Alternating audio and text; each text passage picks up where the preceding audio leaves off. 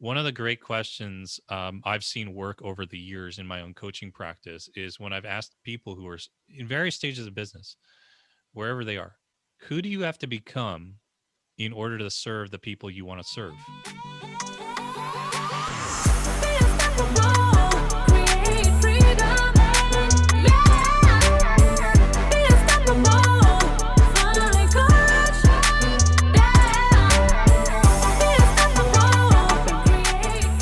Okay, I am super excited to have on the podcast today my friend Mike Kim, who is an amazing brand specialist, and he has a very unique way of addressing brand. And I can't wait to introduce him to you and to his way of looking at branding. He comes from the marketing, copywriting, consulting world and has really developed a great focus on relationships and creating the people structures. And it was one of the things when we first met that I was intrigued by, because you really have done such a good job of creating relationships with people. And I felt that instantly when I met you. So that's what I want to dig into primarily. And I know you'll have a lot to say about that. So welcome to the podcast, Mike Kim. So awesome to have you here. Amira, thank you for having me. It is always fun to talk with you, no matter what. And I'm honored to be here. And to those listening, I hope to add some value to you today. Awesome. So talk to me about your philosophy on branding. Where do you come from? What's your come from on that? So branding to me has always been about identity. And most of us know this, right? We know that branding originated with farmers burning a mark onto the butt of their cattle, right? To say that's my cow, right? And then years later, it expanded into the business world. And while I was researching the book for my book, I came across this guy named Josiah Wedgwood, and he was an English potter, like born in the 1700s. And get this, Amira, he won a pottery competition hosted by Queen Charlotte. So this guy, in a move of genius, started calling all of his pottery Queensware. Oh, And he so became smart. he became sort of the first business person ever who ever, quote unquote, branded his stuff. So he started hosting these really, fancy showrooms for affluent clientele. He's the guy who came up with free delivery, money back guarantees. Isn't that interesting?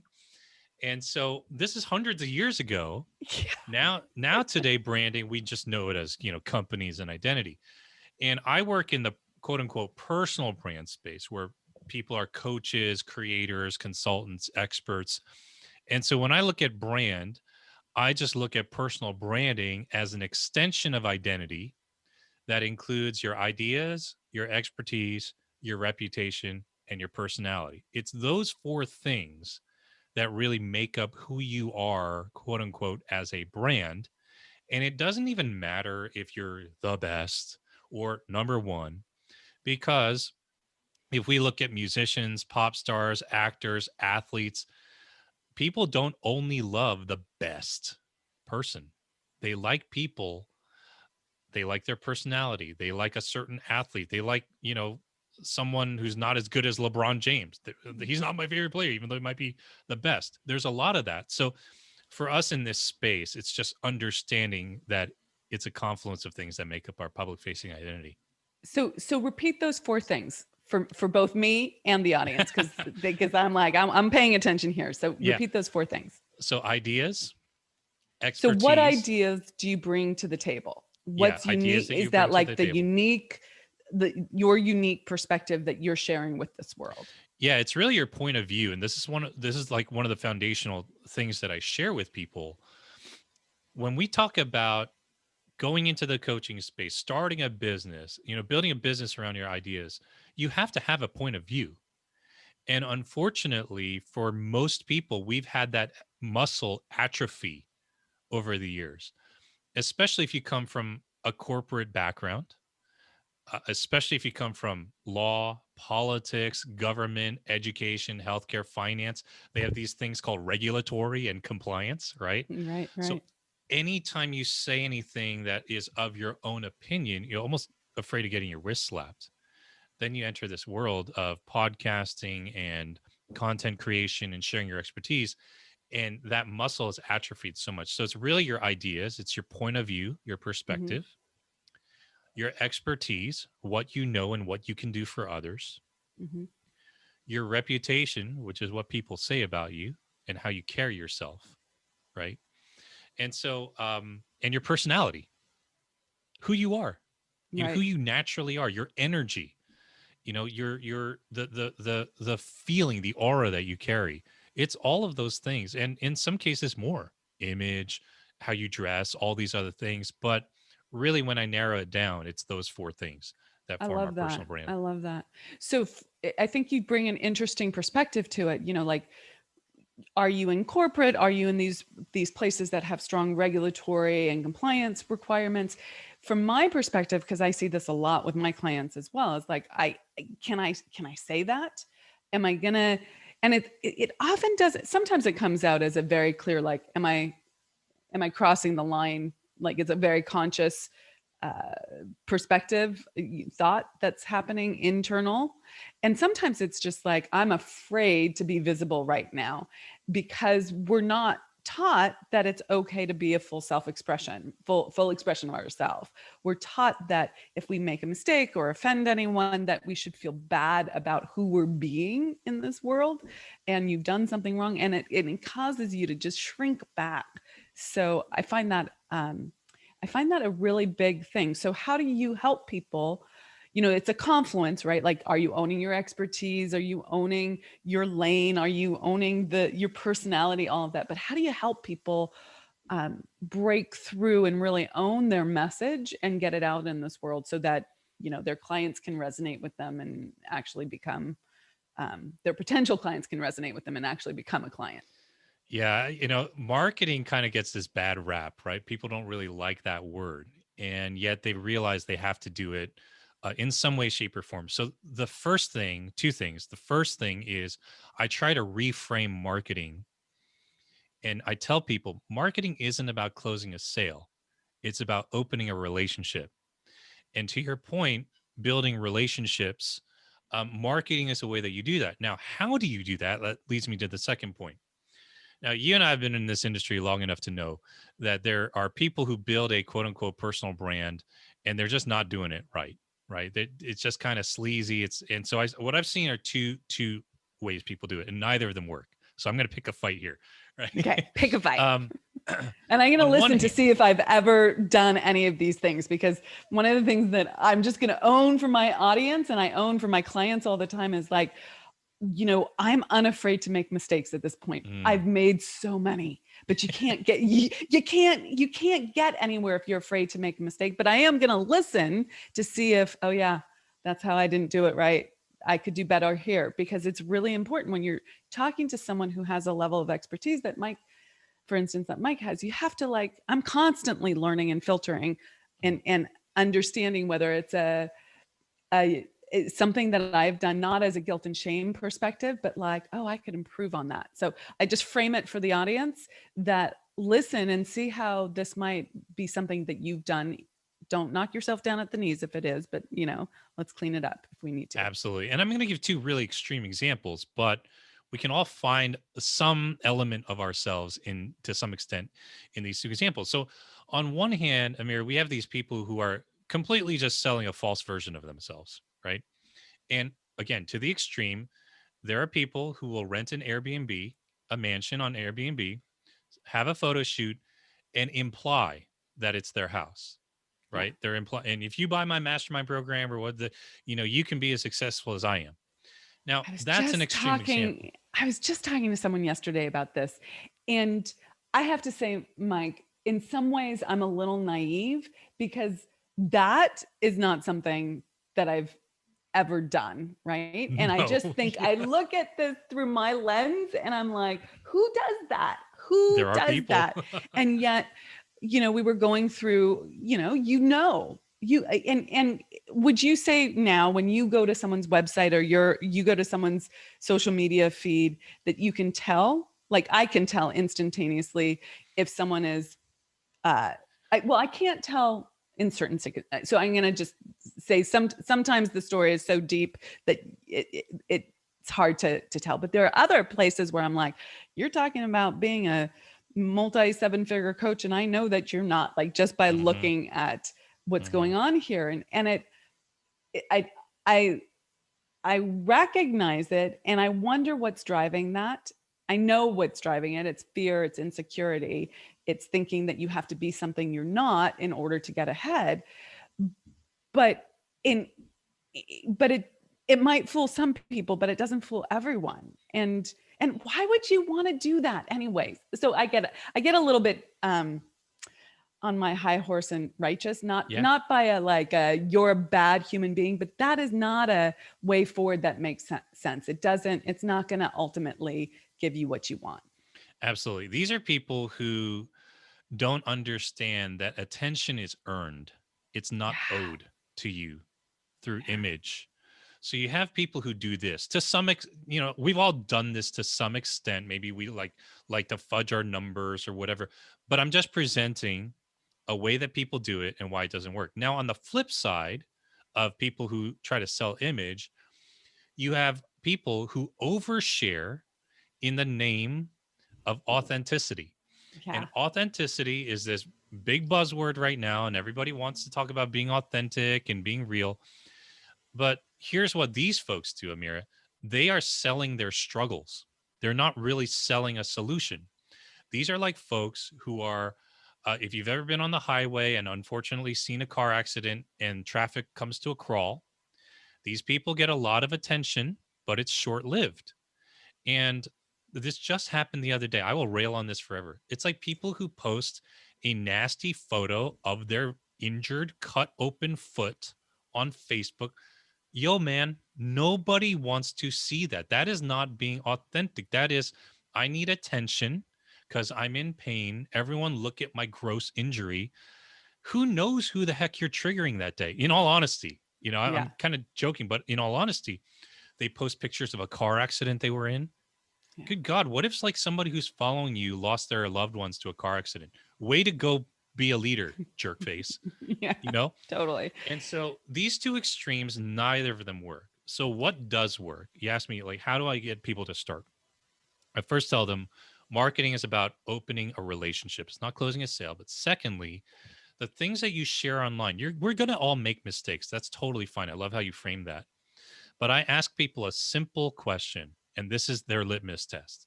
Ask yourself, can I build a campfire around what I'm sharing?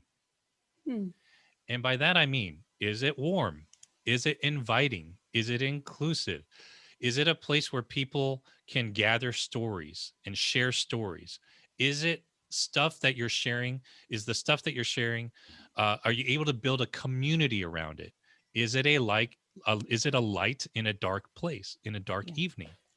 Are you becoming a person people want to hang out with at a campfire? Totally.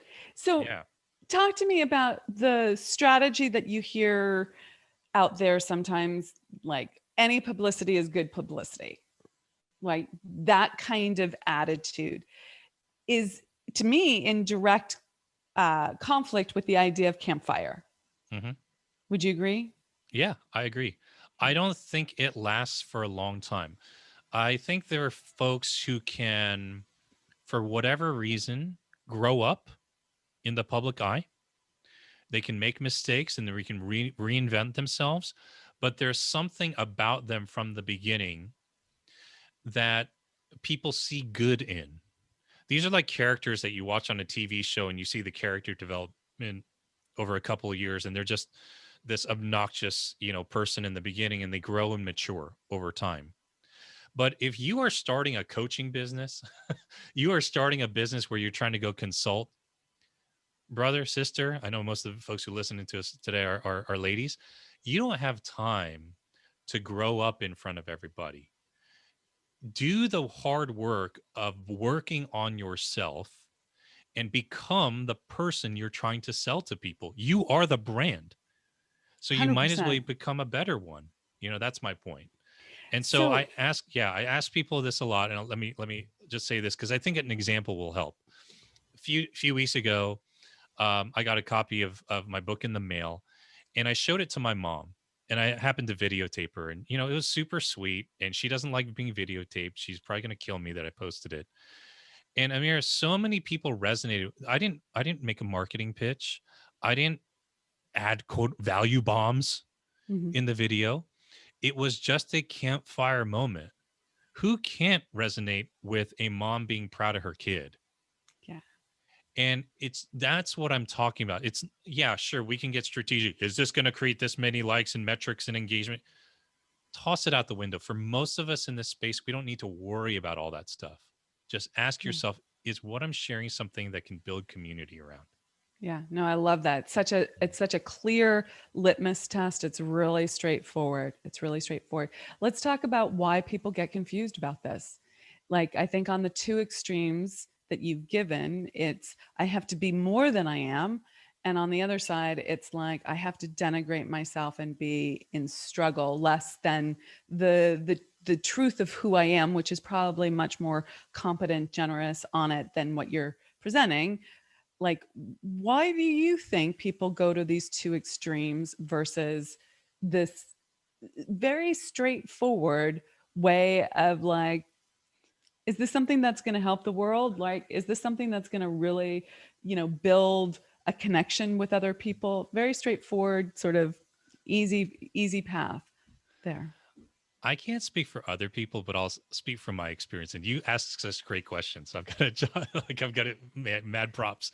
Um, I think for me, the reason it took me a long time to really just sit in who I was is because I made a habit of looking for other people to define me.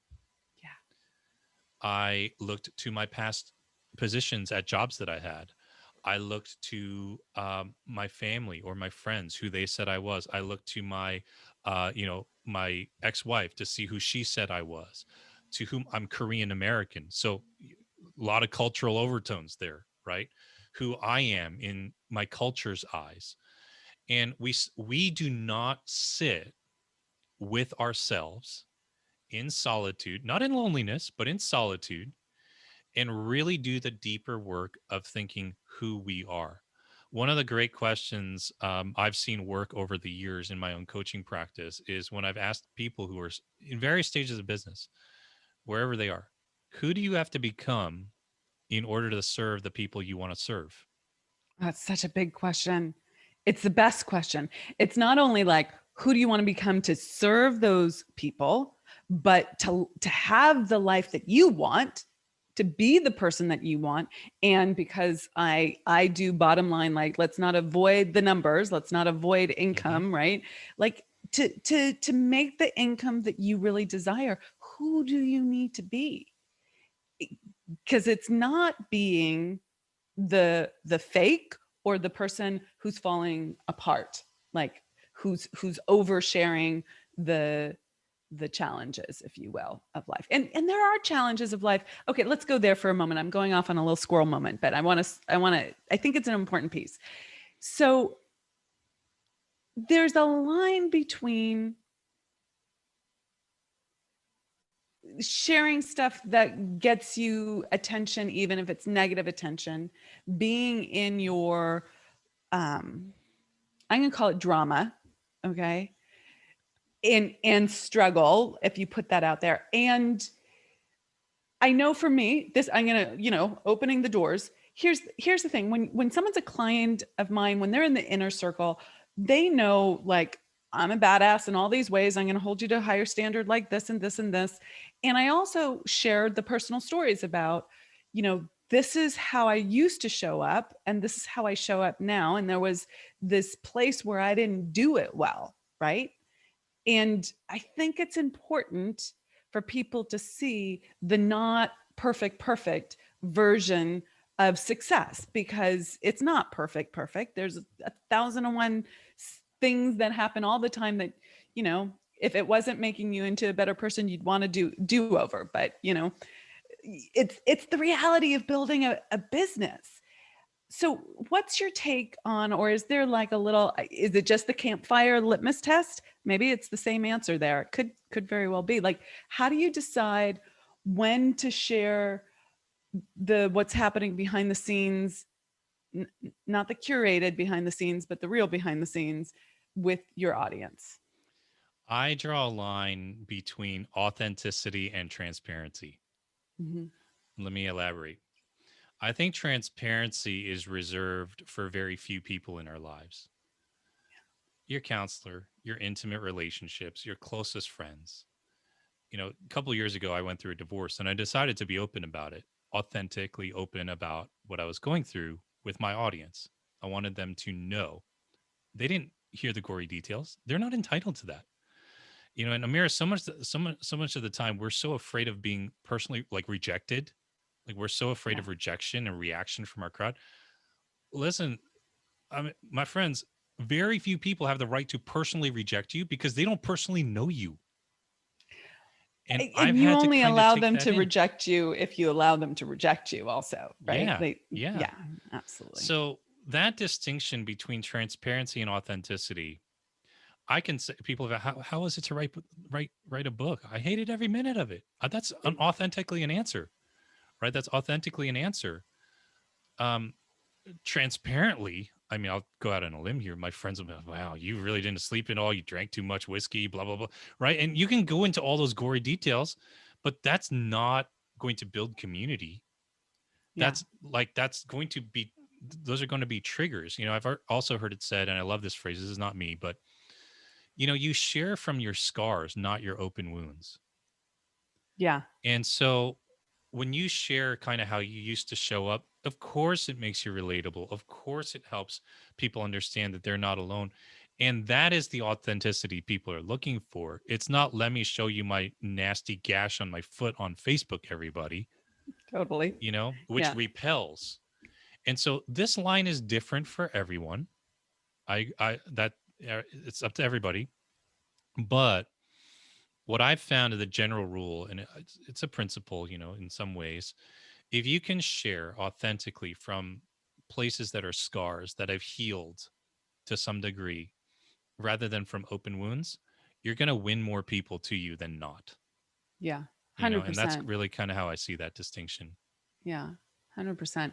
I think it's important also if you are a coach or a consultant or someone who is um, selling advice, selling a how to navigate, whether it's in whatever industry it is in, give yourself some time to figure out how you would have done it differently. How would you have bettered your best so that you can learn from the experience and present the challenge that you faced along with the improvement that you would make the next time, because and that you have, better yet, that you have made, right? Like that you then put into effect, because we do want to see that it worked. Okay, Hmm. there's something powerful there. And I think this requires that people understand that they don't need to be perfect in life to be successful, that they can be human, they can be in the messiness, right? And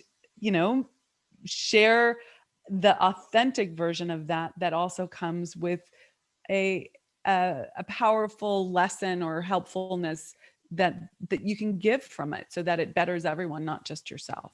Yeah. Yeah, absolutely.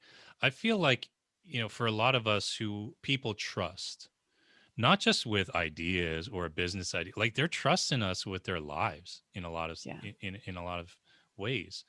Um, if you can exhibit to people that you're able to hold your own story, Yeah. then you can hold other people's stories. There are so many folks out there in this expert space who've built a brand on image, built a reputation on, the fancy stuff, and not a lot of it's true. Yeah. And they're not able to hold their own story. They're not able to sit in it. And this is what you were talking about just a few minutes ago. Why can I feel it? I can just feel this vibe. A pro recognizes another pro. A person who's done hard work can recognize another person who's done hard work. Like, tell Yeah. me I'm wrong there, right? No, you are You not can wrong. There are feel no it. shortcuts, Yeah. right? You just Hmm. like you can go quicker in life, then slower. That is 100% true. But you have to do the work, and you have to like, and then the tweak that I would give there is, and I know that you'll agree with this, you have to have done the work, and then you have to have like, then you have to fall in love with having done the work, right? Then you have to love that process of of doing the work. That's what really sets you up for success. And I can tell when I'm talking to someone who loves doing the work. They know it's work. They know that some days are like 14-hour days, and it's like cray cray, and what have I gotten myself into, and why are we doing this marketing launch this way, and oh my god, right? Like there's all of that, okay? And yet, correct me if I'm wrong, Mike, you love the work now. I love the process. The adventure to me is the actual journey. Yeah. When I was quote unquote becoming my brand, there were definitely areas of life I had to do deep work in. There still are. Yeah. But the process of building a warm, inviting campfire for other people to gather around, it helped me get healthier and become more successful. And the funny thing is, I have found Amira, the more I work on myself, the more money I make. And oddly enough, the less I care about the money. Yeah. Right. Yeah. And you're not going to make it far in this line of work before you confront your own dissonance. If you just want to make money, flip houses, do weird things on the internet. There's a lot of different ways to make money. This is not the way to do it if you just want to make money. Yeah. But if you truly want to help people and you truly want to become the best version of yourself, this is the way to do it. But you aren't going to go very far before you confront your own dissonance. And it's not very long after you confront some dissonance and work through it that you find more that you can work through. So you got to love the process. I completely agree with you. Yeah. So give us an example of you finding your own dissonance in the business world.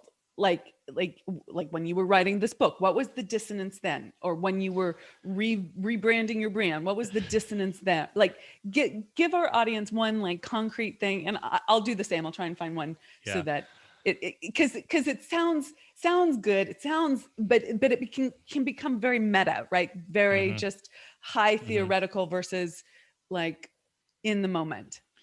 So let me actually go back to like what set me down this path to this career. Um, I don't even know if you knew this. For years, I was involved in a Christian church, Okay. and for 4 years, I was the music director of this pretty large church in New England. And in 2009, Father's Day, I flew out to Colorado to go visit this guy who was kind of doing the same job I did, except his church was like 20,000 people. And I was like 30 years old, Amir. I was like, I've always been hungry for mentorship, right? So I fly out there. I'm like, hey, can I just meet you for an hour? I just need to pick somebody's brain. I don't know who to talk to. I want to do well in this job. And he's like, why don't you fly out here? I'll meet with you and stay for a few days because we're hosting a conference. So I go out there, and I tell you, this guy's name was Ross. He was literally and figuratively at the top of the mountain. I walked into his office. His whole back window was a panorama of the Rockies. Like it was one So of nice. those offices that were all glass. The wall was all glass. And I had this great conversation, but this crazy thing happened. I met with him on Father's Day for an hour, and I went back to my hotel, and I asked myself, this guy's about 45. I'm 30, 31. If everything goes right in my life, do I want this guy's life in 14 years? And the answer was no. And it was the first time that I really realized I was climbing this mountain only to realize after I met someone at the top of the mountain, it was the wrong mountain. Yeah. And I started to ask myself, when you look back at your life, are you going to be proud that all you did was write and perform music for 30 minutes on Sunday for the same 900 people? And I Yeah. said, no. No, actually, no. What about if it was 20,000 people? I would say, no. What if it was this guy's job? No. And that hit me like a ton of bricks. I did not expect that. And so my life started to slowly take a different turn. Instead of, reading all these other, I started to line my shelves with personal development and business books. and I Yeah. looked at books on trying to reinvent myself. I turned off Gossip for Men, also known as sports talk radio. I And I love started, that yeah, gossip right. for men. Gossip That's for Men. awesome. And I started listening to podcasts, Yeah. self-development people, business people, just reinventing your career people. And it just started me down this journey. And when I say that, I mean, I was successful at my job. People knew me from my job. My old music is still on iTunes. Love And it. I in all these years, the 10, 12 years since, I've revamped my understanding of spirituality, of God, of life. So for me to stay in that role all of these years till today, I would have been a fraud, to be honest. It would not 100%. have been in integrity. So yeah, to me, that dissonance, or the converse of that, which is integrity, is living a life worthy of your own respect. And Yeah. I took a shot. You did too. I know your story. Yeah. And we don't know what's on the other side, but it's sure of a hell lot better than faking it for 20, 30, 40, 50 years. Yeah, for sure. So, what I love about that story, Mike, is that you felt the dissonance and you took a different action. You made a decision and you took a different course. Many people hear, feel, sense the dissonance and they don't act on it. They kind of Yeah. suppress it, they push it away. I don't want to look at that. It doesn't go away, you guys. It stays there. Okay? So listen to that, and then if you don't have clarity around it, allow yourself the time and space to find the clarity around it. Okay? And create what you really want. Super, super important. The other thing I love about that is that you didn't say this guy's life is bad. It wasn't like a value. You didn't have to reject someone or uh, do some sort of value judgment on it. You just were like, it's not for me. And you owned that going forward. And then, am I right to say that that was a profound recognition for yourself, that then you recognized this dissonance feeling over and over again and now have that as a tool going forward in order to make good decisions for yourself? Yeah, absolutely. And another, my past is it's been an interesting journey. I also used to teach high school students SATs, like get them ready for their college entrance Mhm. exams. And I was the critical reading teacher, which meant I was in charge of teaching vocabulary. So this one time, Amira, and this may help some of you who are listening. You've several times today you've used the word decide. And actually the root word of decide, the root is side, which means death, suicide, homicide, pesticide, Mm, regicide, right? So decide literally means to put to death every other option. That's what a decision is. So much of the time we feel things intuitively when we're waiting to kind of just like a boat that's being put into the water, just let the waves carry us in, right? Eventually let the tide come in and sweep us out off the shore. But more often than not, I've learned anything that I've had to do in my life that had a lasting impact, I always got to a moment where I had to kill the other options. yeah. It was a binary choice, yes or no. Do I launch a podcast? Yes or no. At the end of the day, no matter how much I struggled back and forth, do I launch this product? Yes or no. Do I post this thing on social? Yes or no. Do I work out today? Yes or no. Do I drink today? Yes or no. Hopefully, no. But I decide no, Right. right? And it has to be a putting to death. So I just want to encourage everyone who's listening, this is how we build our brand. This is how we build ourselves. We put to death every other option, So and then good. you I have the love power that. for it. Yeah. I love that. So one of the things that I talk about is the law of sacrifice. What do you need to sacrifice in order to step forward? In that recognition, there is a decision. I choose this or I stay where I am. I stay tolerating my life the way it is, tolerating my business the way it is. I need to like if I'm going here, if I know that I want more for myself, what needs to be sacrificed? And then you have to make a decision.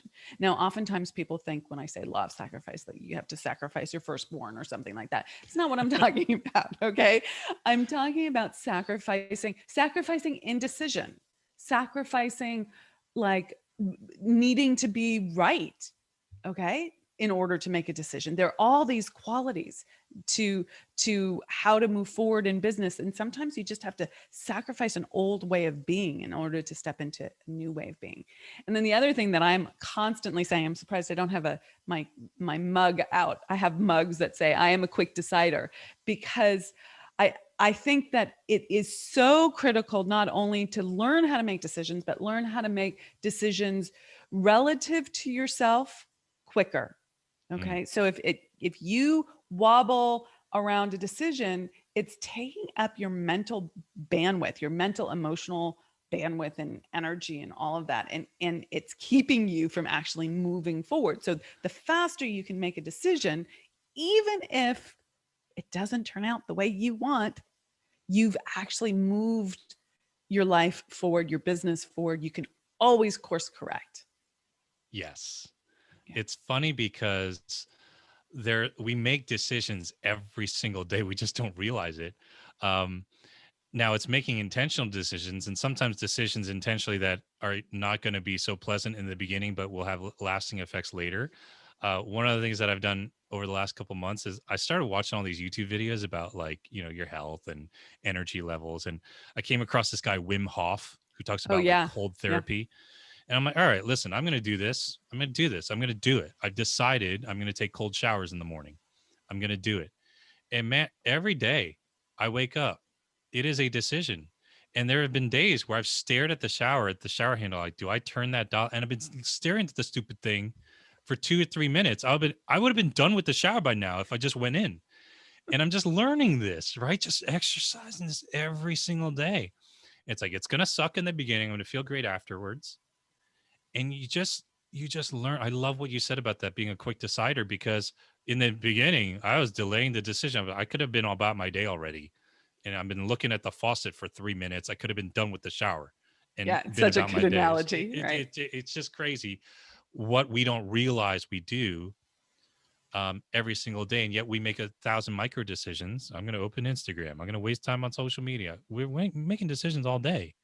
Yeah. It's just becoming self-aware enough to know that we need to apply that same muscle in other areas, even if it's not pleasant. Yeah. I love it. Okay.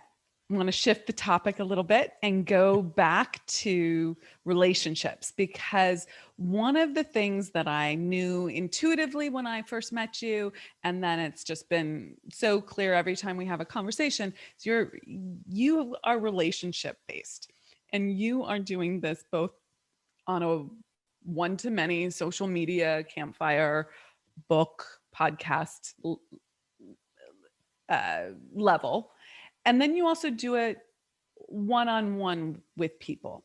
Can you talk about the balance is a funny word, but like how you, when you're intentional about creating individual relationships with people, and how you select which relationships you'd like to foster and develop, and the balance of that with the one to many, because obviously, time is the thing we don't get to recreate. It's a limited resource.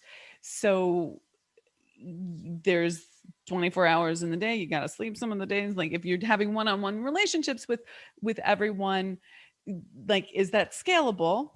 And I'm going to add one little more data point to this and then hand the mic over to you. I built a 7-figure business, more than 7-figure business, on creating one-on-one real relationships with people, while scaling the more leverage stuff. But to be honest, if I pulled back, open the back end of my business and showed everyone all of that, you'd be looking at me kind of cockeyed, like the way my dog looks at me, like, how did you build that business with this limited number of names in your database, if you will? Mm-hmm. Mm-hmm. And I know it's about relationships, but I haven't done the deeper work in terms of assessing how that actually plays out. So can you give me some insights on that as well? Yeah, I totally resonate with you in terms of time. We're all busy. I think people would also be surprised how I've built my business with relatively a small amount of people or clients, or email lists, you name it. But what's really helped me is to think of relationships, Mira, spatially. I'm a spatial and visual guy. So this is the way I look at relationships, at least in business. Partner up, collaborate across, and mentor around. That's always really helped me.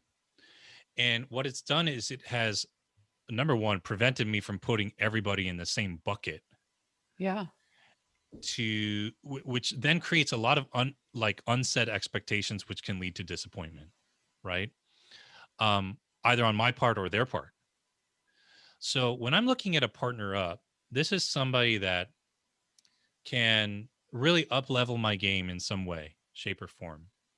And they have access to people, opportunities that I do not have on my own. Yeah. And they would be a huge benefit to me. So I need to ask myself, how can I be a benefit to them? How can I be a partner up to them? This is why over the years, I've still taken client work. I don't do a lot of client work anymore, but over the last 3 or 4 years, I've taken client work with partner ups. And because I didn't come in as a competitor, I rather came in as a collaborator. They'd hire me to run their launch, write their copy, write their book in some ways. I just helped them get what they want. And I was nice and I was approachable, easy to work with.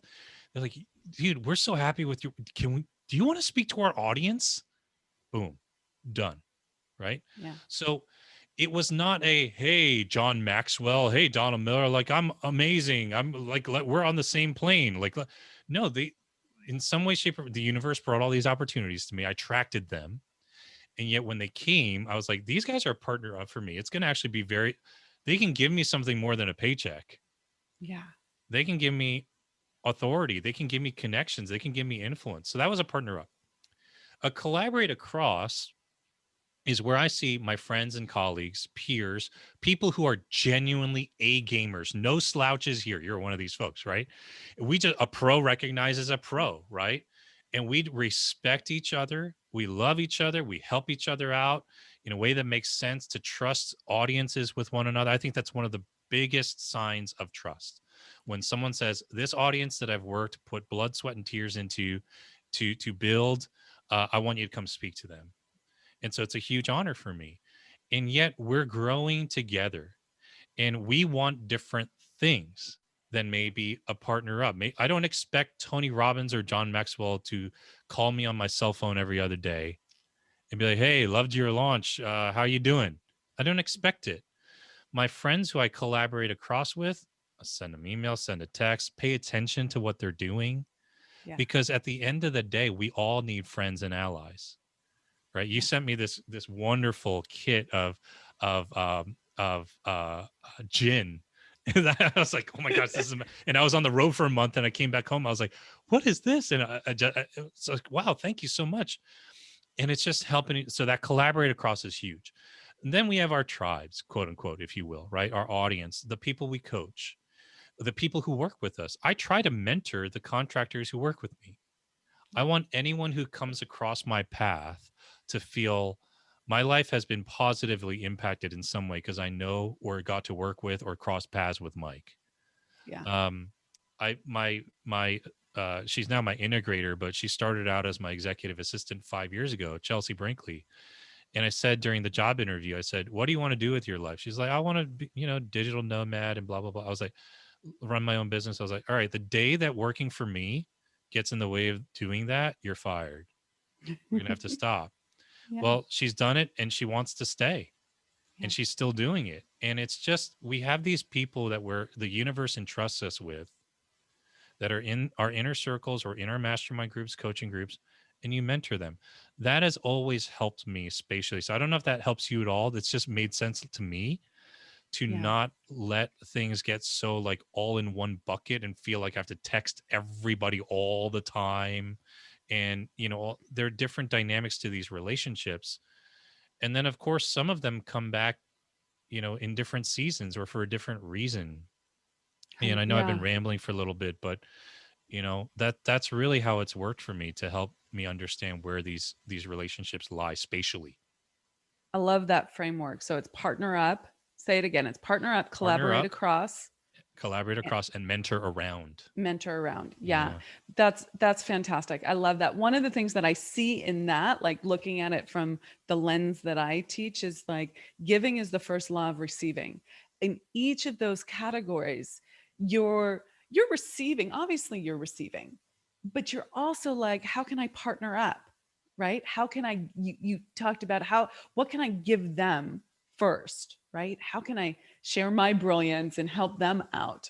And you're doing that with the collaborate across folks. Like when someone needs a hand up or assist or like a high five, like how can you give, right? And the mentorship is not just with the clients but with your team, which is so important. I'm about to record a podcast episode on this. I don't know when we'll drop it, but it's coming soon. I was just reading Thomas Keller's book, The French Laundry per se. Do you know who Thomas Keller is? No, no, no. Okay. Thomas Keller is like this Michelin star chef. He's one of the most amazing sort of chefs in the US in the food scene. And he's been around for a long time, and he's been able to iterate and expand and grow. And it's a very interesting story. But I was reading his and I was no but and I was reading his book. It's a recipe book, but I was I'm not going to make those recipes. Those are 10-day recipes, right? Like, but I was reading the introduction and I was coming to tears about his approach to growing his business, because it was all about how he mentored his team and and how the guests were always their first priority, but he really grew his team at each and every step. Did he do it perfectly from the get-go? No. But like the way he was able to really create a space for people's greatness was truly amazing. And I think that's what you're talking about in terms of not just your clients, but the contractors and employees that work with you, like everyone we come across with. How can we create a space for them to thrive as well? Now, Yeah. there is Hmm. there is a little caveat here, and then I'm Hmm. going to throw the mic to you. One of the things, you may not know this about him, but he has a high standard of excellence. Like he's no slouch, right? Like if you're not working at a high level, you're not going to be working with him, right? But once you prove yourself as someone who's going to raise their game and always be raising their game and always be working at a high level, he's 100% behind you. And I think that's a really interesting dynamic. Okay, I give this back to you.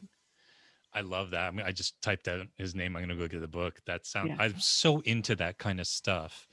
Um, it's interesting because we sometimes think like, well, Mike, how am I supposed to partner up? Like, what do these people want? I don't have anything I can give them. At the end of the day, they're all human. I remember my first online mentor. His name was Michael Hyatt. I don't know how I found him. I probably Google searched how to blog, and his stuff came up, and I just kind of got into his world. And at the time, he probably had like 1 million email subscribers and 100,000 Twitter followers and whatever. I was like, okay, cool. I took his course, and I realized that now instead of one of 100,000, I was one of 1,000. And then out of the 1,000 people that were in his course, like no one was really doing any of the work. So I was like, I can be one of 10 people who actually go talk to him on a Q&A call. I couldn't believe people didn't show up for these calls. And I found this little trick that if I called in on the phone, his team was always taking people who called in and on Twitter and, via webinar, but nobody called in. So this one time for like 3 or 4 months in a row, I talked to him directly on these calls. And so he got to know who I was. And I realized he was paying a lot of attention to his customers, Yeah. rightfully so. And no one else was really doing the work. So if I did the work and I shared about his content and how helpful he was on my blog, I was going to give him something that nobody else was giving him, which was publicity, which was a good testimonial. And I said, I am going to become this guy's best case study. And what happened? Which is a win-win for both of you, right? I mean, Yeah, that's an overused expression, but he actually had something that he was teaching that was viable and powerful and was going to get you to the next level. If you did the work, you win without anything else happening, right? Because you get the results. But I get the results. Yeah. he also gets the publicity, which is such a great thing. Okay, finish the Well, story. then he started tweeting all my stuff. Because he's like, here's one of my proteges, if you will. And he put me on a webinar with him and Stu McLaren, who's a big guy in the membership site space now. And that's how Stu and I got to know each other, because I was a case study on his webinar. So now all these people are like, who's this Mike Kim guy that Mike Hyatt just put on his webinars? That was a partner up for me. He was my mentor. He was a teacher. He was a coach. And I was just one of many in his program. It wasn't an expensive program, but I gave this guy something that other people weren't giving him. I was writing blog posts about him, about his programs, and he endorsed my book. He said yes right away, all these years later. Why not? Why wouldn't he? Right. Yeah. And then when I look at a collaborate across, I remember right around that time at one of this guy's events, I met another guy named Jared Easley, and we just hit it off. And I listened to his podcast, and I did the same thing. I wrote a little nice blog post about his podcast. He didn't know I did it, and he found it on Facebook. He's like, dude, can we talk? We talk. Little did I know this guy 2 years later would go on to start Podcast Movement. He's the great. founder of Podcast Movement, the largest podcast conference on the planet. Jared is the guy who gave me my first ever business speaking opportunity at his conference, right? When I was coming out of that whole church world. Now, here's the thing. All these years later, this dude has upped his game. He's got 5,000 people coming to his event. If I don't up my game, even though we're collaborating across, he can't be like, hey, to his board, be like, hey, my buddy Mike needs a place to speak. Can we give him a shot? Like, I've got to show up at that level. The par for the course is raised, right? And so what happens for a lot of us who are starting out, we see people like that, or we see Amira and her friends, and we see, and I'm just saying this to all your listeners now, it's easy for you to chalk that up to, oh, they're just elitist. They just hang out with other successful people. No, there's a special rapport because they went to school together, quote unquote. Like if you've ever met an old friend from school, college, high school, there is a special rapport, even if you haven't stayed in touch all those years. You go back a long time. So what I've realized, Amir, is like for a lot of these quote unquote experts who partner with each other, they actually cut their teeth at the same time. They've all upped their game. It's why Jared had me come to speak at his conference, and we're still friends till this day. I'm speaking to his audience in the next 2 weeks because of the launch and everything. He's like, I want to help you out. Yeah. But it's really, that's why when you're in these coaching groups with a coach like Amira, she's your coach, she's your mentor, she's a leader in that sense, but join them just as much for the friends you're going to make. 100%. Like you're going to, the people who are in this group with you are going to be the people you collaborate across with. Yeah. So see it that way. And she did not pay me to say that. This did not pay him to say that. From legit life experience. That's how it works. It does. And it's huge. And I will tell you that I've not framed it the way you framed it. So I'm going to totally steal this framework from you. I'll give you credit, but I'm going to use it. Pleasure. Okay. It's my pleasure. But like that partner up thing, I've seen how I've done that. Like that used to be my mentor. Now I share clients with her, and I will, give her people come to me and ask me, is she legit? And I just gave her a raving review recently, and there are, and it's no skin off my back. And I love supporting people who are doing great things. That comes back always. Okay. And then there are people whom I've met in groups or at conferences where absolutely you see them later and they're like, they're walking the path at the same time, and they are your new collaborators and the people who, now I paused there, that my little thought process was like, I was 5 steps ahead in my head. Some people don't keep going.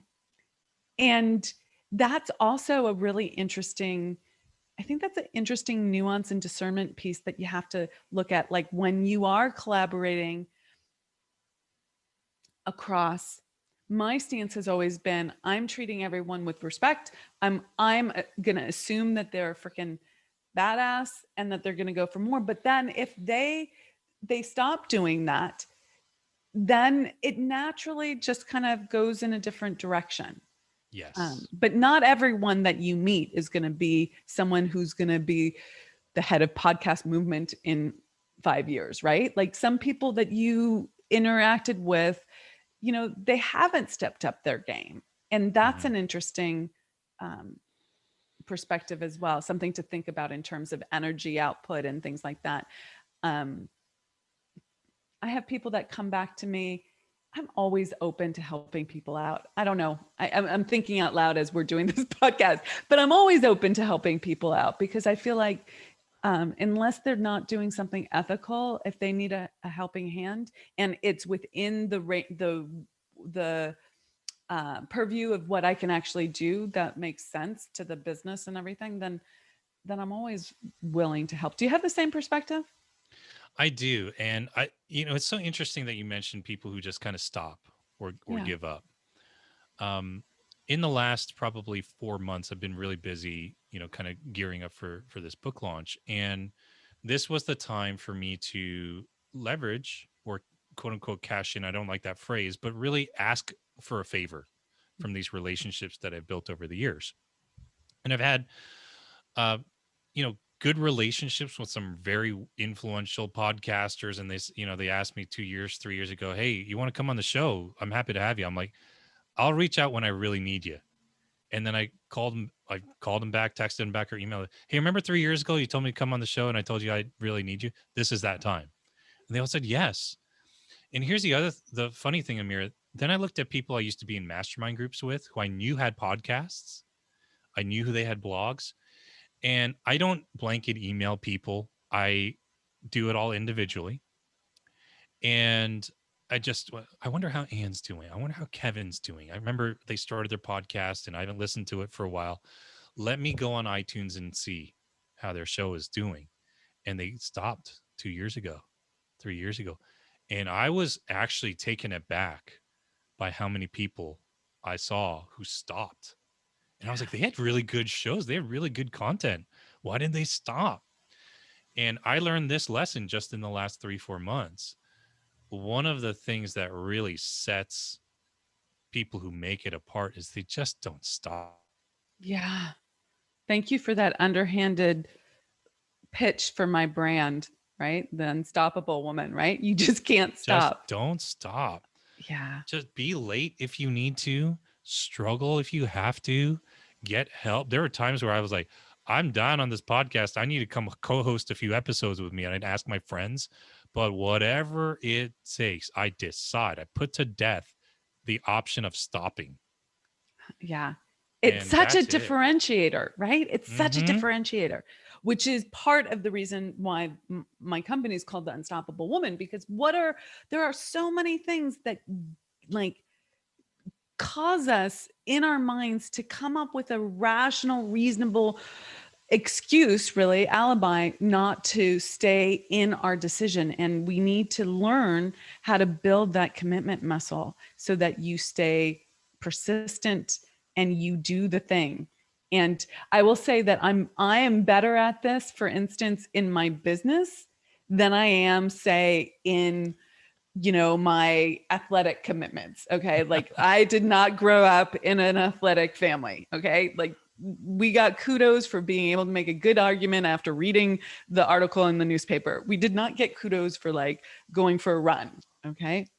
Wasn't that it was diminished, but it just wasn't, the brand, of the family.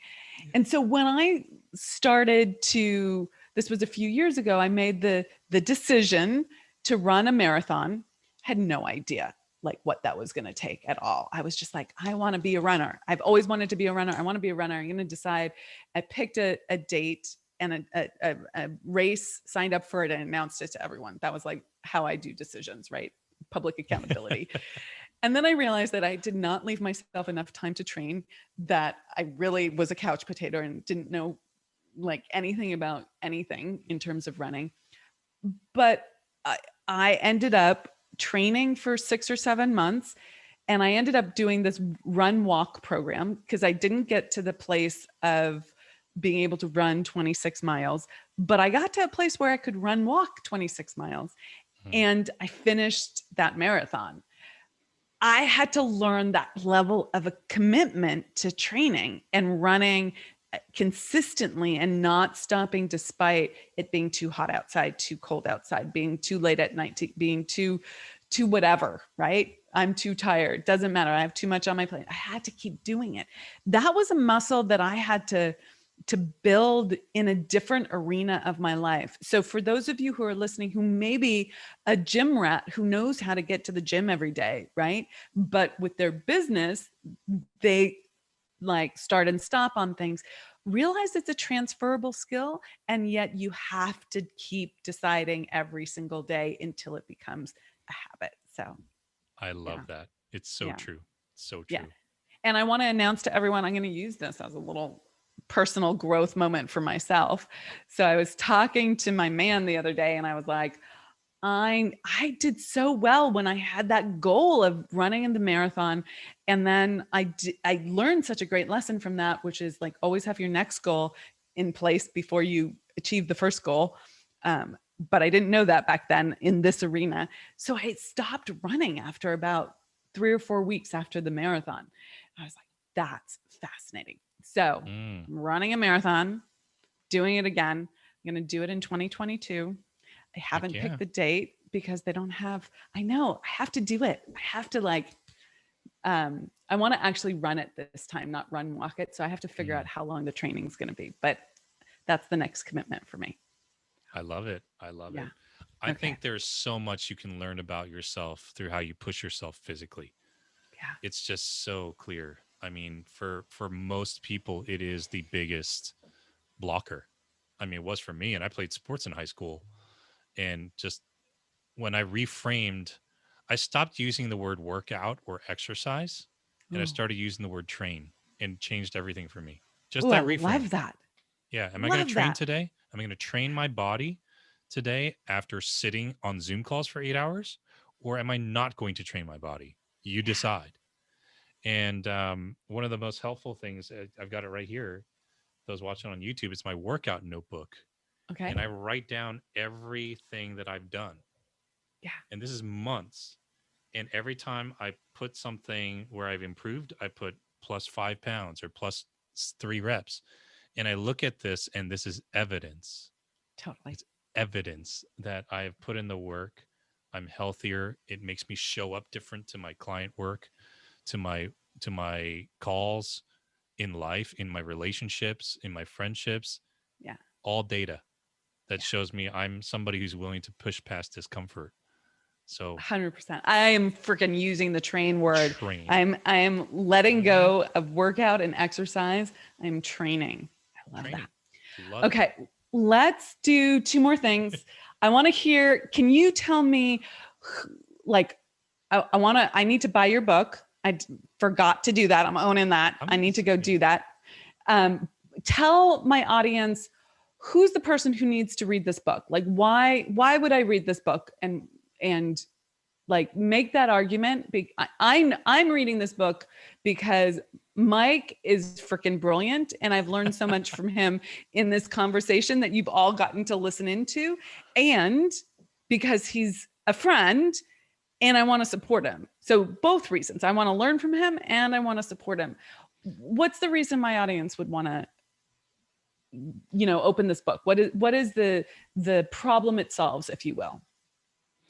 It actually shows you how to build a tangible business around something as intangible as your ideas, expertise, reputation, and personality.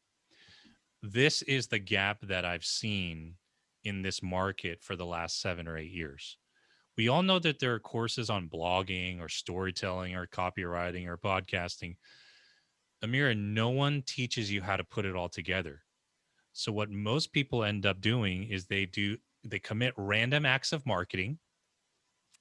They Frankenstein everything together, like Dr. Frankenstein. They take a podcasting course here, this course there, a mindset course here, and they end up putting this thing together because nobody teaches them how to do it.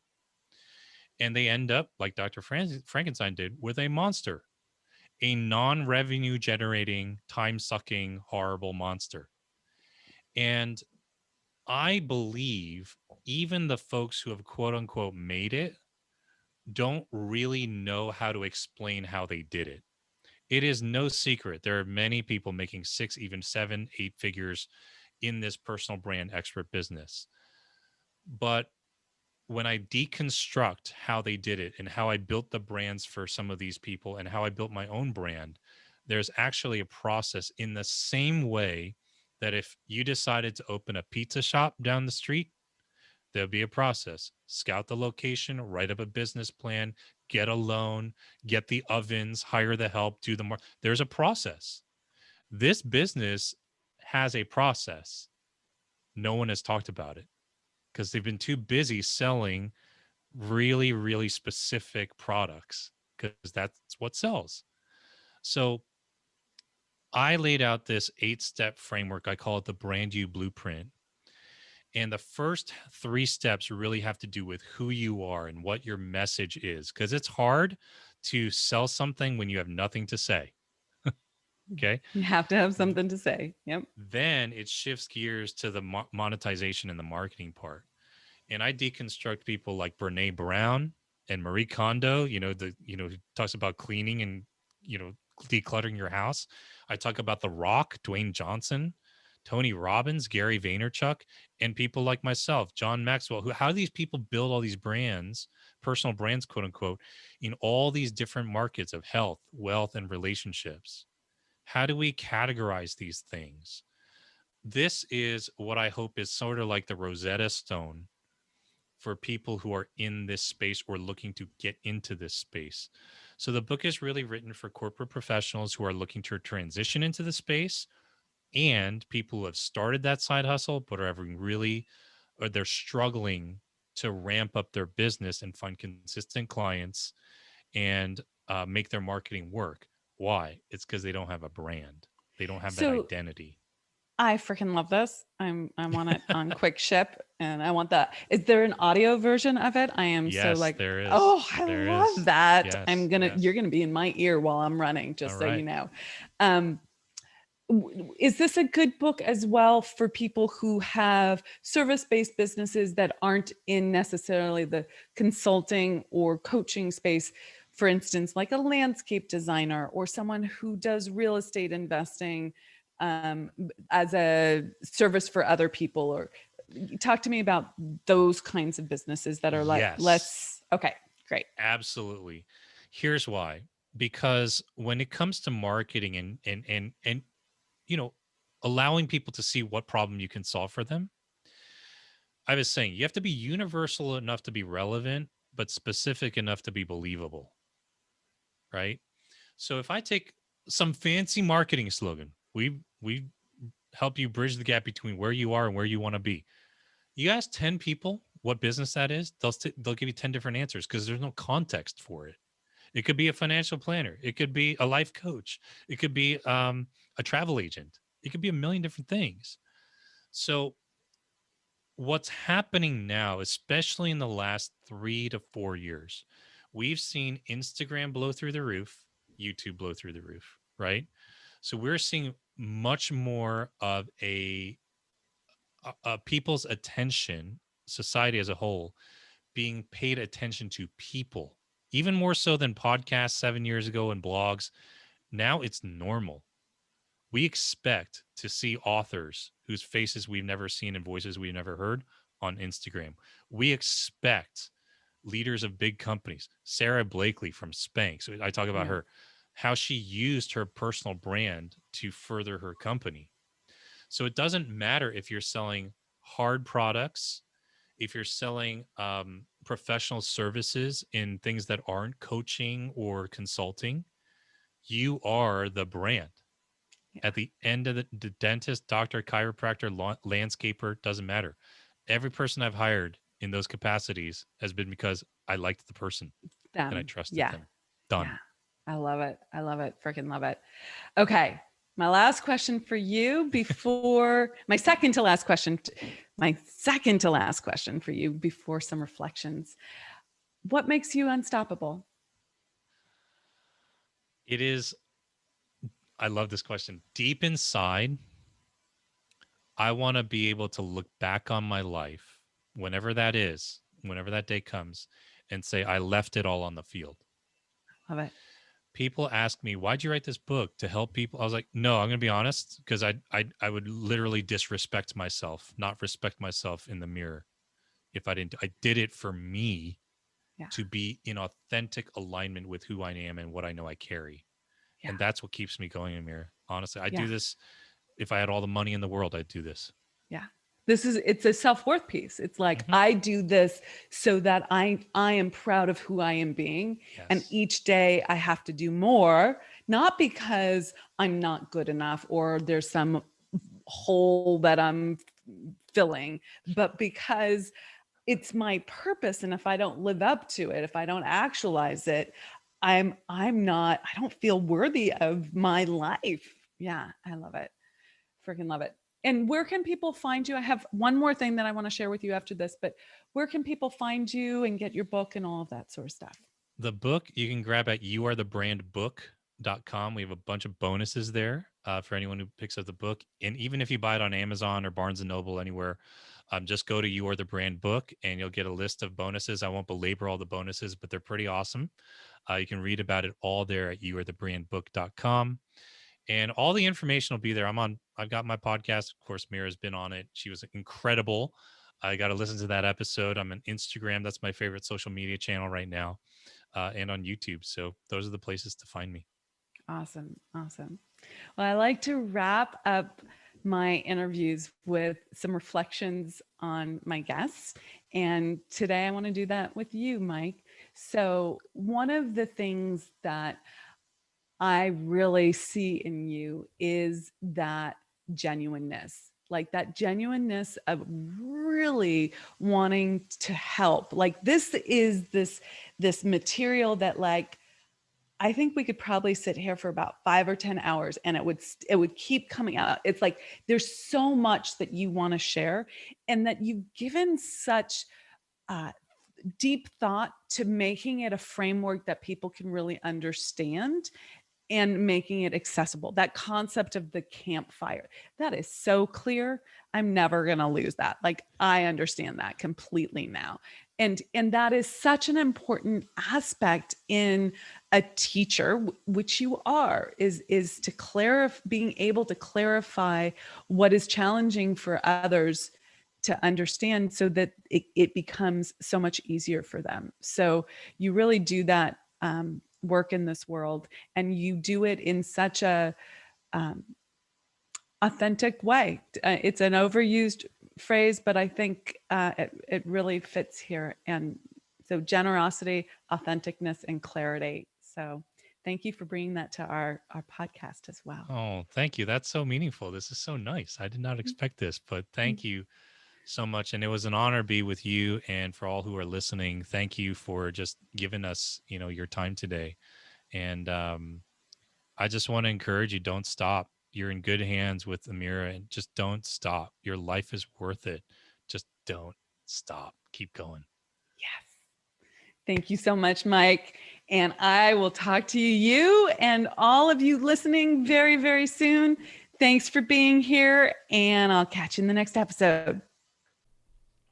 Hey, thanks so much for joining us and being part of the Unstoppable Woman movement. We have got a ton of free resources for scaling your business at theunstoppablewoman.com/free stuff. And you can find that link in the description below. So go ahead and check those out. And we'd also love your help in getting our message out to more and more women. If you'd be willing to share this video with all the unstoppable women in your life, that would be fantastic. And while you're at it, hit the subscribe button so you never miss an episode. Reviews, likes, and comments are greatly appreciated. We go in and read them all. So thank you for those. And thanks for listening, and be unstoppable.